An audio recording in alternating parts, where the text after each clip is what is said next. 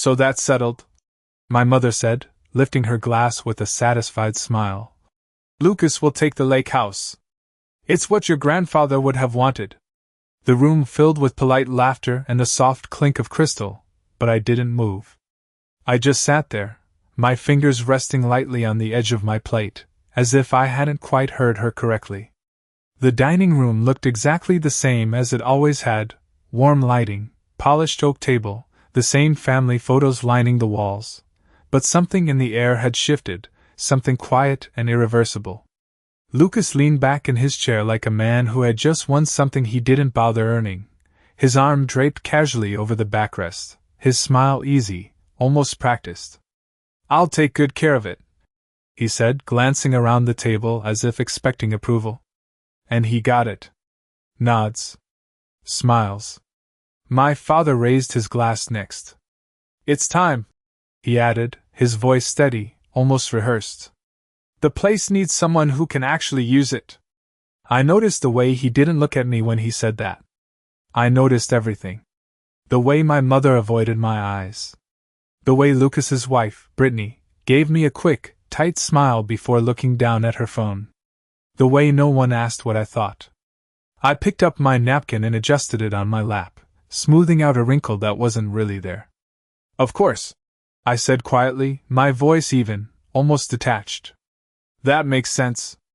And I smiled. I smiled because that's what I had always done. I smiled when my grandfather got sick and I moved into that lake house to take care of him. I smiled when Lucas said he was too busy to visit, too tied up with work, too far away to help. I smiled through the long nights, the doctor visits, the quiet mornings by the water when my grandfather would sit on the porch and tell me stories about how that house was meant to stay in the family, meant to go to the one who truly understood its value. "Not everyone sees what matters," he used to say, his voice soft but certain. I had believed him. I reached for my glass and took a small sip, letting the cold water steady me. Across the table, Lucas was already talking about renovations. "We'll probably redo the kitchen," he said, gesturing with his fork. "Open it up a bit. Make it more modern." More modern. I pictured the worn wooden cabinets my grandfather had built himself, the small scratches on the counter where he used to prepare breakfast, the window that looked out over the lake just right at sunrise. I said nothing. "You'll have to come up sometime," Brittany added, her tone light, almost generous. "It'll be nice to have everyone together there again." I nodded slowly. "Maybe," I said. The word felt distant, like it belonged to someone else. The conversation moved on, shifting to safer topics: work, vacations, the neighbor's new car, but the decision sat there in the center of the table, untouched and undeniable. No one questioned it. No one revisited it. It was done. And just like that, something that had once felt certain, something I had never thought to defend, was gone. I watched my family laugh, watched them pass dishes and refill glasses, and I realized how easy it had been for them. How simple. A few words. A raised glass. And years of quiet understanding erased without hesitation. My phone buzzed softly in my purse, but I didn't check it. I didn't need a distraction. I needed clarity. And for the first time that night, I felt it settling in, cold and precise. This hadn't been spontaneous. It hadn't been a last-minute decision. The way my father spoke, the way my mother avoided my gaze, the way Lucas seemed so prepared, it all fit together too neatly. Too cleanly. I set my glass down carefully and folded my hands in my lap. I didn't argue. I didn't ask questions. Not yet. Because something in me understood that this moment wasn't the end of anything. It was the beginning. And as the laughter continued around me, as the candles flickered softly in the center of the table, I let them believe I had accepted it. I let them believe I would walk away quietly, just like I always had. But a small, steady voice in the back of my mind whispered something else entirely. Something patient. Something certain. And for the first time that night, I stopped smiling on the inside. I did not leave right away when the dinner ended, even though every part of me wanted to. I stayed. just long enough to help clear the table, stacking plates carefully, rinsing glasses at the sink while the others drifted back into the living room, their voices light and easy as if nothing important had happened at all. My mother joined me for a moment, drying her hands on a dish towel, her movements quick and slightly distracted. "You handled that very well," she said without looking at me, her tone almost relieved. I turned off the faucet and wiped my hands slowly. "Handled what?" I asked, keeping my voice calm. She hesitated just long enough for me to notice. "Oh, you know," she said, waving it off. "The announcement. It could have been awkward, but you made it easy." "Easy?" I nodded once. "I have always tried to make things easy," I replied. She gave a small smile, the kind that does not reach the eyes, then stepped away before I could say anything else. I watched her go, the towel still in her hands, and something about that moment settled deeper than anything that had been said at the table. When I finally picked up my purse and walked toward the front door, Lucas called out from the couch. "Drive safe, okay?" He did not get up. He did not follow me. I paused just long enough to look back at him. "Of course," I said. The night air outside felt cooler than I expected, the kind of early fall chill that settles in after sunset. I walked to my car slowly, listening to the faint hum of laughter still drifting from the house behind me. For a second, I stood there with my hand on the door handle, staring at the reflection of the porch light on the windshield. Then I got in and closed the door, and the sound cut off completely. The silence inside the car was immediate, almost sharp. I did not turn on the radio. I just sat there, letting the quiet settle around me. Then, without really thinking about it, I reached into my purse and pulled out my phone. There was one message I had not noticed earlier. It was from a number I had not seen in years. I stared at the name for a moment before opening it. "Evelyn, this is Martin Hayes. I hope you are well. I would like to speak with you regarding your grandfather's estate. It is important." I read it twice, then a third time, letting each word sink in. Martin Hayes. My grandfather's attorney. The man who had handled everything after he passed. I had not heard from him since the day we finalized the paperwork, the day I had signed documents without question, trusting that everything was exactly as it should be. I leaned back in my seat, the leather cool against my shoulders, and closed my eyes for a moment. Something about the timing felt wrong. Not dramatic. Not obvious. Just slightly off, like a detail that does not belong in the picture but is easy to overlook if you are not paying attention. I opened my eyes again and looked at the message one more time. Important. The words stayed with me.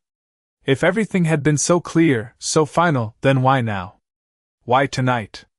I tapped the screen and typed a short reply. "Hello, Martin. I received your message.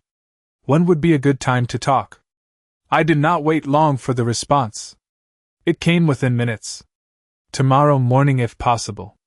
There are some details that I believe you should be aware of." Details. I stared at that word, feeling a slow, steady shift somewhere beneath the surface of everything I thought I understood. I set the phone down on the passenger seat and started the engine, the soft vibration grounding me back in the moment.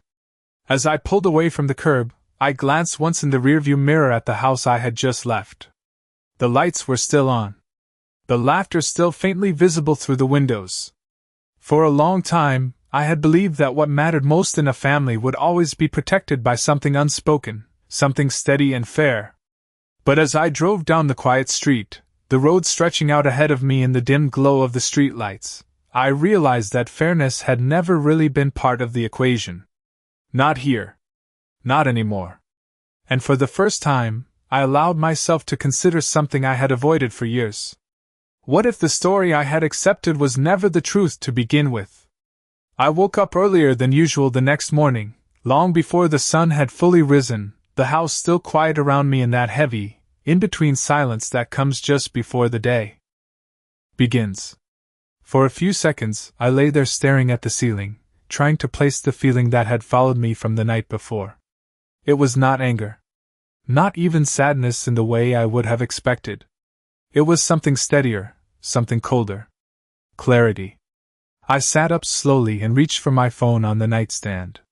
The message from Martin Hayes was still there, unchanged, but it felt different now in the morning light.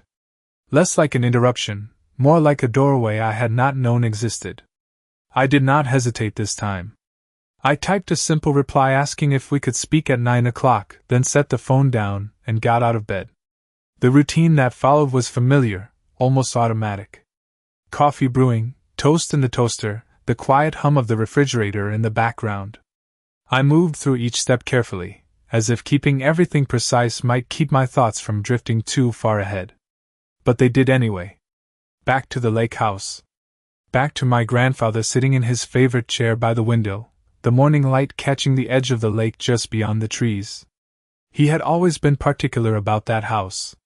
Not protective in a controlling way, but intentional. "This place is not about money," he used to tell me. "It is about memory. About who shows up when it matters." I had shown up. I had been there through the long months when his health declined, when the days blurred together and the nights felt endless. I remembered the quiet conversations we had, the way he would pause sometimes, as if choosing his words carefully. "You understand this place," he said once, his voice softer than usual. "You always have." I poured my coffee and carried it to the small table by the window, sitting down slowly as those memories settled around me. At the time, I had never thought to question what he meant. It had felt understood. Certain. But now, sitting there with the early morning light stretching across the floor, I realized how much of that certainty had been based on trust. Not on what was written. Not on what was officially recorded. Just trust. My phone rang exactly at 9 o'clock. I answered immediately. "Evelyn." Martin's voice came through, steady and familiar, though it had been years since I had last heard it. "Thank you for taking the call." "Of course," I said. "You mentioned there were some details I should be aware of." There was a brief pause on the line, not long enough to feel uncomfortable, but long enough to signal that whatever came next had been considered carefully. "Yes," he said finally. "I wanted to speak with you because I attended your grandfather's estate planning meeting shortly before his passing. There were specific instructions discussed regarding the lake house." I felt my fingers tighten slightly around the mug, but I kept my voice even. "Go on." "Your grandfather was very clear," Martin continued. "He intended for the property to remain with the individual who had been directly involved in his care and who understood the personal value of the home. He emphasized that point more than once." The room seemed to quiet even further, as if the sound itself had pulled back to make space for what I was hearing. "And was that reflected in the final documents?" I asked. Another pause. This one longer. "That is where things become less straightforward," he said carefully. "The documents that were ultimately filed differ in structure from the drafts we had initially prepared." I stared out the window, watching as the sunlight slowly reached the far edge of the yard. "Differ how?" I asked. "The final version transfers authority in a way that allows for discretionary distribution," Martin explained. "Which means that control was placed in the hands of your parents as executors, rather than assigning the property directly as your grandfather had originally outlined." I set the mug down slowly, the soft sound against the table louder than it should have been. "So the decision was not finalized by him," I said. "It was adjusted." "That is one way to describe it," Martin replied. "And I believe it is important that you understand that distinction." I nodded, even though he could not see me. "Why are you telling me this now?" I asked. "Because I was under the impression that you had been informed of these changes at the time," he said. "When I learned that may not have been the case, I felt it was necessary to reach out." I let his words settle, each one fitting into place with a precision that was impossible to ignore. The dinner. The announcement. The way everything had been presented as if it were simple, obvious, unquestionable. It had never been any of those things. "Thank you," I said quietly, "for telling me." "Of course," he replied. "If you would like, I can provide you with copies of the original drafts and the final documents for your review." "I would appreciate that," I said. We ended the call shortly after, the conversation concluding with a calmness that felt almost at odds with the weight of what had been said. I remained seated at the table for a long time after that, my hands resting lightly on the surface, my thoughts moving slowly but with a growing sense of direction. This was not a misunderstanding. It was not a simple oversight. It was a choice. A deliberate one. And for the first time since the dinner, I allowed myself to see it clearly, without softening the edges or searching for a kinder explanation. Outside, the day had fully begun, the light steady and bright across the yard. Everything looked exactly as it should. But inside, something fundamental had shifted. Not loudly. Not dramatically. Just enough to change the way everything else would follow. I did not rush to open the documents when Martin sent them over later that morning.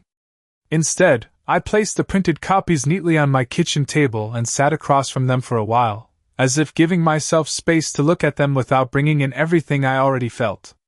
The pages were thick, official, precise in a way that made them seem final, but I had learned enough by now to understand that final did not always mean true.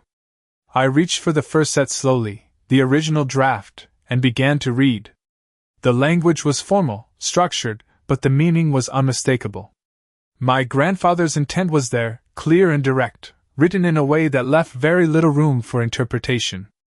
The lake house was described not just as property, but as a personal asset tied to continuity, to care, to presence. The phrasing was deliberate. It was meant for the person who had been there. I paused, letting my eyes rest on that section longer than necessary. Then I set it down and picked up the second document, the one that had been finalized and filed. At first glance, it looked similar. The same structure, the same legal tone, the same careful formatting. But as I read more closely, the differences began to surface. Subtle changes in wording. Sections that had been broadened, softened, shifted just enough to allow flexibility where there had once been certainty. Control transferred. Authority reassigned. The clarity of intention replaced by something far more convenient. I leaned back in my chair, the papers still in my hands, and exhaled slowly. It was not a mistake. It was not an oversight. It was a revision. A quiet one, executed with precision and without confrontation. I set both documents side by side on the table and studied them again, this time not just for what they said, but for what they implied. My parents had known. They had to have known. These were not minor changes that could go unnoticed. They were structural. Intentional. Designed to shift outcome without drawing attention. I stood up and walked to the window, folding my arms loosely as I looked out at the stillness of the afternoon. The neighborhood was quiet, unchanged, ordinary in a way that almost felt disconnected from everything unfolding beneath the surface. For years I had believed that my role in the family had been understood without needing to be spoken out loud. That the things I had done, the time I had given, the sacrifices I had made would naturally be recognized when it mattered. But standing there now, I realized how fragile that belief had always been. Recognition, I was beginning to understand, only mattered when it was protected by something stronger than assumption. I returned to the table and sat down again, this time with a different kind of focus. I was no longer reading as someone trying to understand what had happened. I was reading as someone trying to see exactly how it had been done. Each paragraph, each clause, each adjustment told a part of the story. The shift of authority to my parents as executors. The absence of direct assignment. The carefully neutral language that allowed decisions to be made later, quietly, without challenge. It was all there. And it had been there from the beginning. I picked up my phone and opened my contacts, my thumb hovering briefly over my mother's name before I lowered it again. Not yet. There was nothing to gain from a conversation built on reactions. Not when I was only just beginning to see the full picture. Instead, I set the phone down and gathered the documents into a single stack, aligning the edges carefully before placing them back into the envelope. The action felt small, almost insignificant, but it carried a sense of order that I needed. This was no longer about what had been taken. It was about what had been hidden. And there was a difference. I stood up once more and walked toward the hallway, my steps steady, unhurried. There were other details I needed to confirm. Other pieces that needed to be put into place before anything else could happen. But one thing had already become clear, in a way that did not require further proof. The version of events I had been given at that dinner had not been the truth. It had been a conclusion. One that had been carefully arranged, presented at the right moment, and accepted without question by everyone except the one person who had never been meant to question it. I paused briefly at the doorway, my hand resting lightly against the frame as I looked back toward the table where the envelope now sat. For a long time, I had believed that silence was a form of strength, that stepping back was the same as rising above. But now, as the quiet of the house settled around me once again, I began to understand something different. Silence could also be used against you. And this time, I had no intention of letting it work that way again. The rest of the day moved forward in a quiet, deliberate rhythm, but nothing felt routine anymore. Every small task seemed sharper, more defined, as if my mind had shifted into a different way of seeing things. I cleaned the kitchen, folded laundry, straightened the living room, but behind each movement, my thoughts stayed fixed on one thing. Not what they had done, but how long it had been unfolding without me realizing it. By late afternoon, I found myself standing in front of the small cabinet where I kept older documents, the kind most people forget about until they need them. I opened it slowly and began sorting through the folders, not searching for anything specific at first, just letting my hands move through years of paper and memory. Tax returns? Insurance forms. Old letters. Then I found it. A thin envelope with my grandfather's handwriting on the front. I recognized it immediately. He had given it to me about a year before he passed, telling me simply, "Keep this somewhere safe. You may not need it, but I would rather you have it." At the time, I had not thought much of it. I had placed it in the cabinet and moved on, trusting that if it mattered, it would become clear eventually. I carried the envelope to the table and sat down, turning it over in my hands before opening it. Inside was a single folded sheet of paper. No formal letterhead. No legal formatting. Just his handwriting, steady and familiar. I unfolded it carefully and began to read. The message was not long, but it was direct. He wrote about the lake house, about what it meant to him, about the years he had spent there, and the memories tied to every corner of it. Then he wrote about me. Not in a sentimental way, not with exaggerated praise, but with quiet certainty. He described the time I had spent with him, the way I had cared for the house as if it were already mine, the way I understood what could not be written into legal language. And then, at the bottom, there was a single sentence that made everything else fall into place. "I trust you to protect what matters even if others do not." I sat there for a long time, the letter resting lightly in my hands, the words settling deeper with each passing second. This was not a legal document. It would not override anything that had been filed or signed. But it was something else. It was clarity. Not just about what he wanted, but about what he expected of me. I folded the letter carefully and placed it back into the envelope, then set it beside the other documents on the table. For the first time since the dinner, I did not feel uncertain.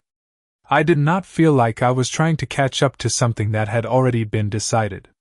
I understood my position now, not as someone who had been left out, but as someone who had been trusted. And that changed everything. My phone buzzed softly, pulling me back to the present.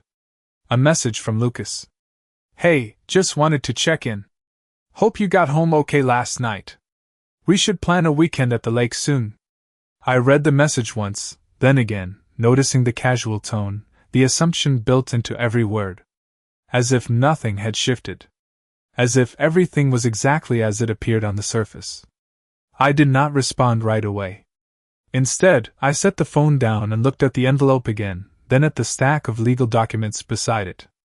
Two versions of the same story. One written in ink and intention.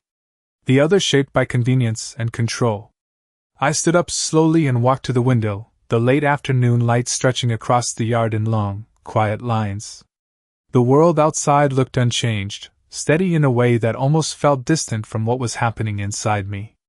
I picked up my phone again, this time not to reply, but to open my contacts. I scrolled past familiar names until I found the one I was looking for. Martin Hayes. I pressed call and held the phone to my ear, listening to the ring as my decision settled into place. When he answered, his voice calm and professional, I did not hesitate. "Martin," I said, my tone steady, clear. "I would like to understand exactly what options are available moving forward." There was no rush in my voice. No urgency. Just direction. Because this was no longer about reacting to what had already been done. It was about what I would choose to do next. Martin did not rush his response, and I appreciated that. "There are always options," he said, his tone measured, the kind of calm that comes from experience rather than reassurance. "But the first step is understanding what you want the outcome to be." I stood by the window as he spoke, watching a car pass slowly down the street, its movement steady and predictable in contrast to everything else. "I want clarity," I said. "Not assumptions. Not explanations. Just facts." There was a brief pause on the line, and then a quiet acknowledgement. "That is a good place to start," he replied. "Based on what I have seen, the authority currently rests with your parents as executors. That gives them legal discretion. However, discretion does not mean their decisions cannot be reviewed, especially if there is evidence that the original intent was altered in a way that was not fully disclosed." I let that settle. "So it can be challenged," I said. "Potentially," he answered. "But it would require a careful approach. Documentation, timing, and how the information is presented all matter. This is not something you confront directly without preparation." I nodded slightly, even though he could not see me. "I understand. There is another option," he added. "Sometimes, the most effective resolution does not come from legal pressure, but from making the truth visible in a way that cannot be ignored. People often make different decisions when they realize their actions are no longer private." I looked down at the envelope still resting on the table, my grandfather's handwriting faintly visible through the paper. "I think I know what you mean," I said quietly. We spoke for a few more minutes, discussing practical steps, timelines, and what information I should gather before making any move. When the call ended, I did not feel overwhelmed. I felt focused. There was a difference. I set the phone down and walked back to the table, organizing the documents again, this time with intention. Original draft. Final version. Personal letter.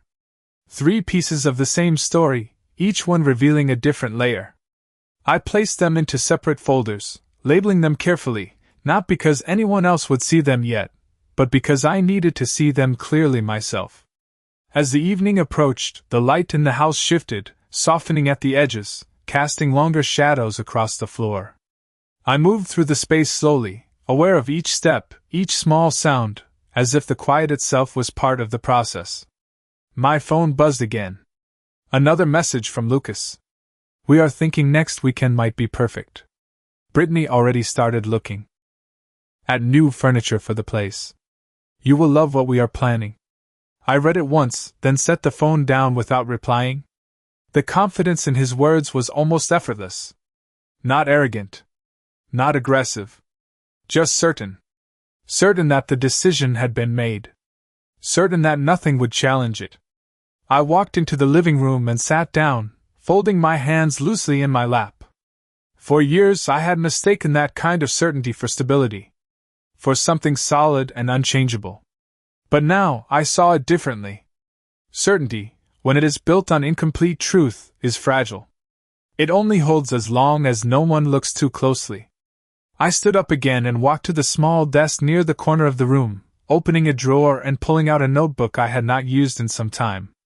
I sat down and opened it to the first blank page, then picked up a pen. For a moment I simply held it there, letting the quiet settle before I began. Then I started writing. Not emotions. Not reactions. Just facts. Dates. Conversations. Documents. Who was present? What was said? What was not said? Each detail placed carefully, without interpretation, without judgment. By the time I finished, the page was filled with a clear, structured timeline that stretched from the months before my grandfather passed all the way to the dinner just days ago. I read through it once, then closed the notebook and set it aside. This was not about proving something to anyone else yet. It was about removing any uncertainty within myself. When I looked at the situation now, it was no longer blurred by assumptions or softened by habit. It was defined. And that made it manageable. I stood up and turned off the light in the room, the space falling into a calm, even darkness. As I walked toward the hallway, I paused briefly, my hand resting against the wall as I considered what came next. Not tomorrow. Not immediately. But soon. Because the truth was no longer hidden. It was simply waiting to be placed in the right moment. And when that moment came, it would not need to be forced. It would speak for itself. The next few days passed with a quiet precision that would have felt unfamiliar to me before, but now it felt necessary. I did not reach out to my parents. I did not respond to Lucas. Instead, I allowed the silence to remain exactly where it was, not as avoidance, but as space. Space to observe. Space to let them continue as if nothing had shifted. Because that was when people revealed the most. By midweek, another message came from Lucas, longer this time, filled with details about contractors, paint colors, and plans for the deck overlooking the lake. "We are thinking of replacing the old railing," he wrote. "It is kind of worn out anyway. Brittany says something more modern would really open up the view." I read the message slowly, my eyes lingering on the phrase old railing. I could picture it clearly. The wood slightly faded from years of sun, the surface worn smooth in places where hands had rested over time. It was not just a railing. It was part of the house's memory. And he wanted to replace it without a second thought. I set the phone down without replying. Instead, I walked to the cabinet again and took out the envelope with my grandfather's letter, holding it for a moment before placing it back exactly where it belonged. I was beginning to understand something that had never been obvious to me before. They were not trying to preserve anything. They were trying to reshape it into something that suited them. And they were doing it quickly, before anyone had reason to question it. That afternoon, I drove out toward the lake. I had not planned it in advance. The decision came quietly, almost naturally, as if it had been waiting for the right moment. The drive took just over an hour, the road stretching through familiar turns and long, open stretches lined with trees just beginning to change color. When I reached the final bend, the one that opened up to the water, I slowed the car without thinking. The lake was exactly as I remembered. Still.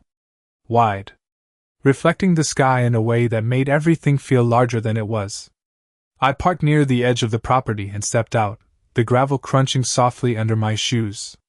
For a moment, I simply stood there, taking in the quiet. No voices. No plans. No assumptions. Just the sound of the water and the faint movement of leaves in the breeze. I walked toward the house slowly, each step measured, not out of hesitation, but out of awareness. This place had never felt like something I needed to claim. It had always felt like something I was already part of. The front porch looked the same, the wooden boards worn in familiar patterns, the chair still positioned near the window where my grandfather used to sit. I reached out and ran my hand lightly along the railing, feeling the texture beneath my fingers. Not broken. Not in need of replacement. Just lived in. I stepped inside using the spare key I still had, the door opening with the same quiet resistance it always had. The air inside was still, carrying that faint, familiar scent of wood and time. Nothing had been touched yet. No furniture moved. No renovation started. It was exactly as it had been. I walked through each room slowly, not searching, not inspecting, just observing. The kitchen. The living room. The small hallway leading to the bedrooms. Every detail remained intact, as if waiting. When I reached the back room, the one with the window facing the water, I paused.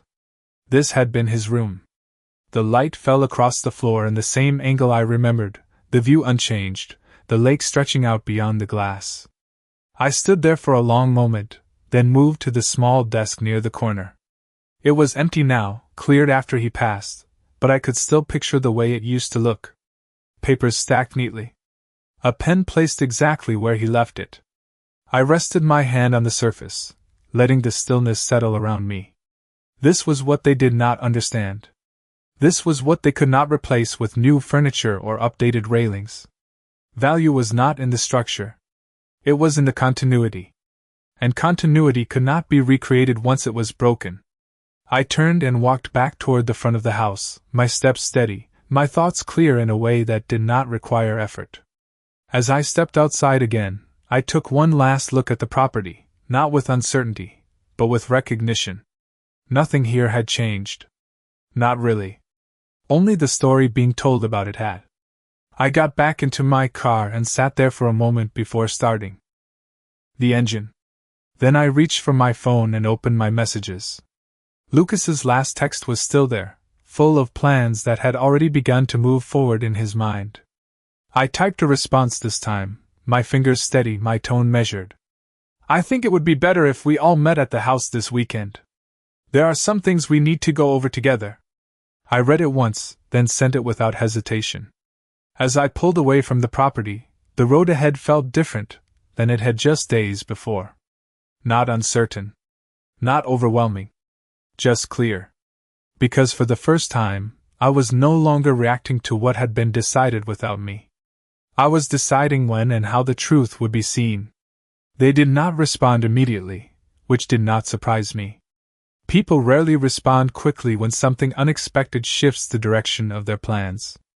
It was not until later that evening that my phone buzzed with a reply from Lucas. "This weekend works," he wrote. "We were planning to head up there anyway. Mom and Dad can come too. Not sure what there is to go over, but okay." I read the message once and set the phone down without answering. There was nothing else to say. The moment had already been set. The next few days passed quietly, almost deliberately so. I did not fill the time with distractions. I kept everything simple, focused, moving through each day with the same steady awareness that had been building since the night of the dinner.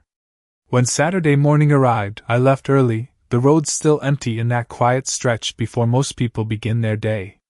The drive felt different this time. Not reflective. Not uncertain. Just purposeful. When I pulled into the gravel driveway, Lucas's car was already there, along with my parents' sedan parked just beside it. I turned off the engine and sat for a moment, my hands resting lightly on the steering wheel as I looked at the house. It stood exactly the same as it had a few days before, unchanged, steady, waiting. I stepped out of the car and walked toward the porch, the sound of voices carrying faintly through the open door. Laughter. Casual conversation. The kind that assumes everything is as it should be. When I reached the doorway, I paused briefly, then stepped inside.